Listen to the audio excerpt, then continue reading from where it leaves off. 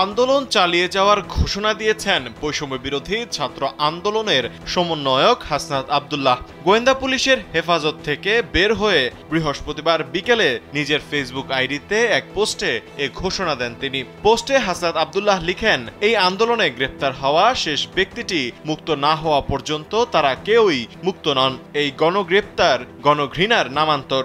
পোস্টে তিনি আরও বলেন, তাদের মুক্তি তখনই সম্পূর্ণ হবে যখন এই আন্দোলনে গ্রেপ্তার হওয়া শেষ ব্যক্তিটিও মুক্তি পাবেন। এই গণগ্রেপ্তার কেবল নিরপরাধ মানুষের অধিকার হরণ নয়, বরং সমগ্র সমাজের ওপর চাপিয়ে দেওয়া একটি নিষ্ঠুরতার প্রতিফলন। এটি মুক্ত চিন্তা ও মানবাধিকারের প্রতি এক ভয়ানক আঘাত বলে মন্তব্য করেন তিনি। স্যান্ডেলিনা সো, রূপচর্চায় আভিজাত্য।